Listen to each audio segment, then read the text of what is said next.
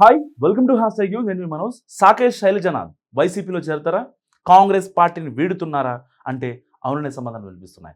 రాష్ట్ర విభజనతో కాంగ్రెస్ పార్టీకి అపార నష్టం కలిగింది. ఇప్పటికీ కూడా ఆ లోటును భర్తీ చేయలేకపోతుంది. అయినప్పటికీ చాలామంది సీనియర్లు ఆ పార్టీలను కొనసాగుతున్నారు. రఘువీరారెడ్డి, సాకేష్ శైలజనాథ్ లాంటి నేతలు కాంగ్రెస్ పార్టీని అంటుపెట్టుకొని ఉన్నారు. షర్మిల నాయకత్వంలోని కాంగ్రెస్ పార్టీ బలపడుతుందని ఎంతో ఆశించారంతా. కానీ ఎటువంటి పురోగతి కనిపించట్లేదు. అందుకే పార్టీ మారేందుకు సిద్ధపడుతున్నట్టు ప్రచారం నడుస్తుంది. రఘువీరారెడ్డికి జాతీయ స్థాయిలో పార్టీ కార్యవర్గంలో స్థానం లభించడంతో ఆయన అక్కడే కొనసాగనున్నారు. శైలజనాథ్ మాత్రం తప్పకుండా పార్టీ మారతారనే టాక్ వినిపిస్తుంది.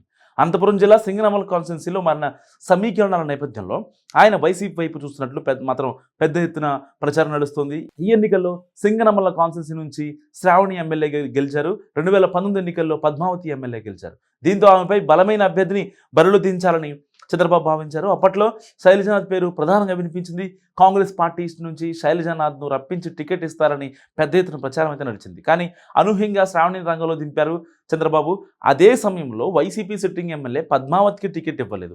టిప్పర్ డ్రైవర్ వీరాంజనేయులకు జగన్ టికెట్ ఇచ్చారు. కానీ కూటమి ప్రపంచంలో ఆయన సైతం ఓడిపోయారు. ఇప్పుడు సింగనమల కాన్స్టిట్యున్సీ వైసీపీకి నాయకుడు అవసరం. సో అందుకే సాకేష్ శైలజనాథ్ వైపు జగన్ చూస్తున్న సమాచారం. రాజశేఖర్ రెడ్డి ప్రోత్సాహంతో రాజకీయాల్లోకి వచ్చారు సాకే. సో 2004 ఎన్నికల్లో తొలిసారిగా సింగనమల నుంచి పోటీ చేశారు, ఎమ్మెల్యే గెలిచారు. 2009లో సైతం రెండోసారి ఆయన విజయం సాధించారు. కిరణ్ కుమార్ రెడ్డి క్యాబినెట్లో మంత్రి కూడా కొనసాగారు. 2014లో రాష్ట్ర విభజనతో కాంగ్రెస్ పార్టీ దారుణ పరాజయం చవిచూసింది. అప్పటి నుంచి ఇప్పటి వరకు కాంగ్రెస్లోని కొనసాగుతూ వచ్చారు శైలజనాథ్. సో 2022లో ప్రదేశ్ కాంగ్రెస్ కమిటీ అధ్యక్షుడిగా వ్యవహరించారు. అయితే ఇప్పుడు సింగనమల వైసీపీకి నాయకుడు కావడంతో జగన్ శైలజనాథ్ కోసం ఎదురు చూస్తున్న సమాచారం. కొద్ది రోజుల్లో శైలజనాథ్ జగన్ సమక్షంలో వైసీపీలో చేరతారని తెలుస్తుంది. మరి ఇందులో ఎంత వాస్తవం తెలియాలి. సో ఈ వీడియో గురించి మీరే అనుకుంటున్నారో నా కామెంట్ రూపంలో తెలియజేయండి. చూస్తూనే ఉండండి హ్యాష్ ట్యాగ్ యూ.